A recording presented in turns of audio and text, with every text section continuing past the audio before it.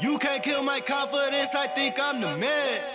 Tally all the I ever gave on my head. Lately I've been living like I can't take a loss. They ain't wanna help me, that's what made me a boss.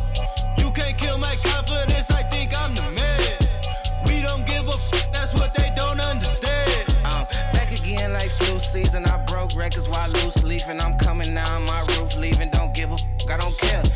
Did the by my lonesome. No wonder now I'm on one. No shortcuts on that long run. All I really want is my share. Get on my God, on my told him it's nothing. In the discussion, all them feelings I throw all my pain on percussion. It's disgusting. I hear them bragging about that they did, and it do not move me, not in the least. They ain't been dropping no seeds in the soil, but swear that you on my spot at the feast.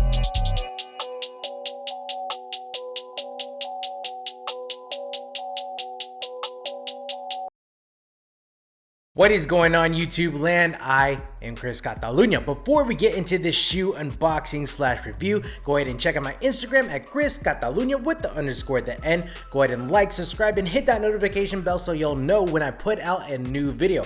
Fight the algorithm. And let's get this channel to the 20,000 subscriber mark. I would greatly appreciate it, guys.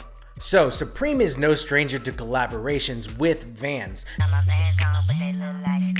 They've released several designs with them, like the Skull Pile Skate Highs, the Gaultier Chukkas, and these Supreme F Them Skate Highs that were released back in 2014. However, in previous releases, the VF Core relationship wasn't present like it is now. VF is short for Vanity Fair, which ironically has no relationship to the Vanity Fair magazine. The magazine's actually owned by Condé Nast. Now, it's important to note, VF Core owns companies such as the North Face, JanSport, Timberland, and of course, Vans. And in 2020, VF Core bought Supreme for $2.1 billion. Yes, billion.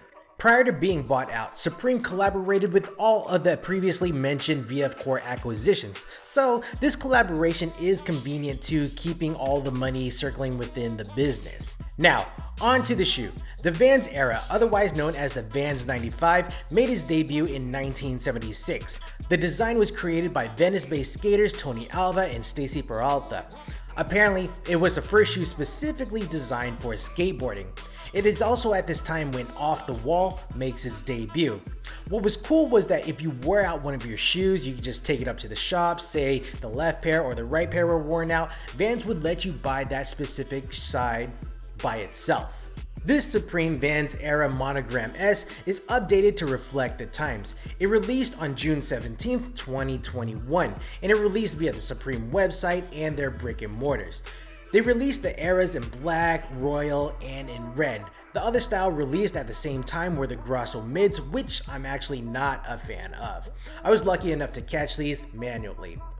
$98 was the set retail price, but looking at StockX, GOAT, SneakerCon, like the third-party apps, these are fetching prices between $120 and $160 USD, all depending on the size that you're needing. Resale Advice, these are a long play. Vans collectors are a super niche category, and this will take time to gain value, if any.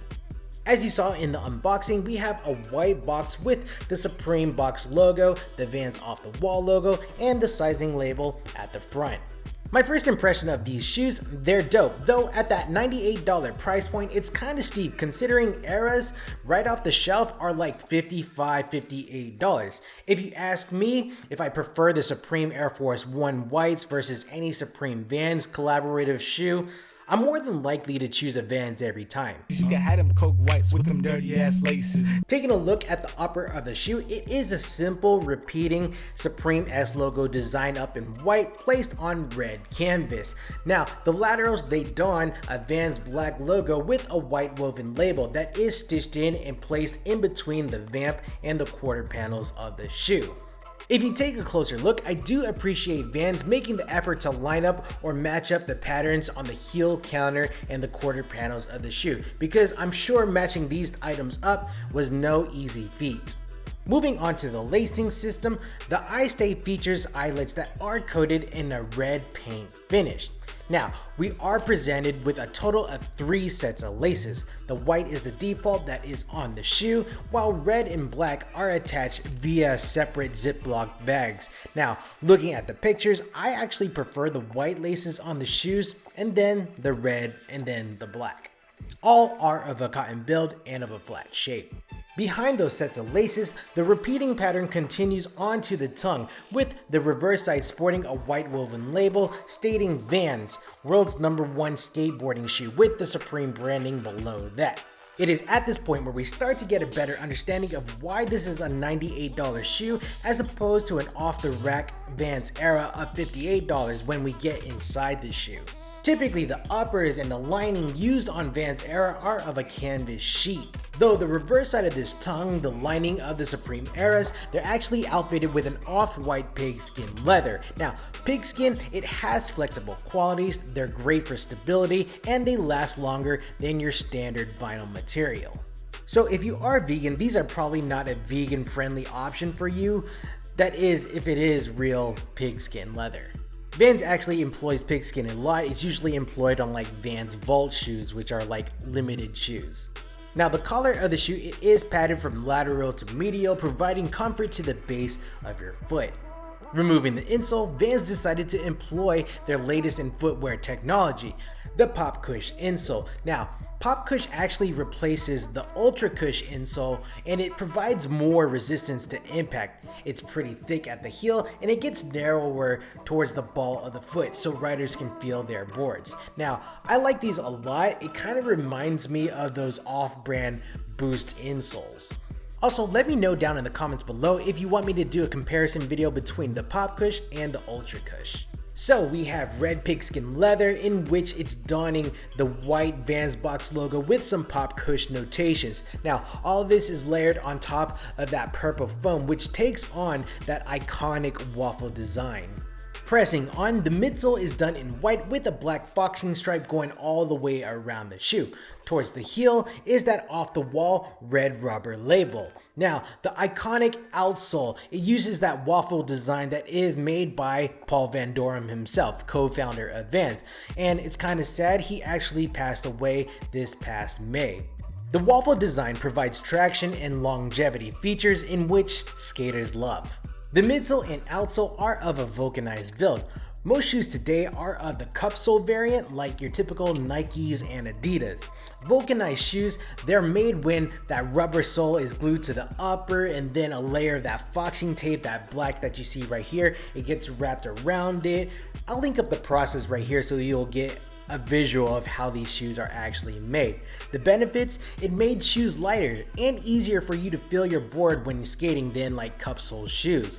Now, it may have been cutting edge technology at the time, but nowadays there are more tech heavy methods to making a lightweight shoe. When it comes to sizing, stick with true to size. Usually I'm rocking a size 8.5 or a 9, which leaves me a little space from the top of the toe to the top of the shoe itself. In terms of comfortability, the shoe, it is breathable, especially we have that canvas going on. The insole is thick, providing cushioning. Definitely, I can see myself rocking these with ease in the office all day. Overall, I do think this collaborative effort between Vans and Supreme on this era was well done. I think the $98 price point is well justified, the materials on the shoe are good, and you have that Hypebeast S logo to flex if that is your objective. Of the 3 colorways, I think that got the best color, and of the 2 models, I prefer the Eras over the Grossos. Alright guys, I think this is a good stopping point for this video. What are your thoughts on the Supreme Vans era? Is this a good pickup, a bad pickup? What other Vans model would you have preferred the Monogram S to be on? Let me know your thoughts down in the comments below. Go ahead and check out my Instagram at Chris Catalunya with the _ at the end. Go ahead and like, subscribe, and hit that notification bell so you know when I upload a new video. Fight the algorithm, and let's also get this channel to 20,000 subscribers. I would greatly appreciate it. Alright guys, I appreciate you sticking it out with me. I'm Chris Catalunya, and we will check you next time. Cheers! Sige na!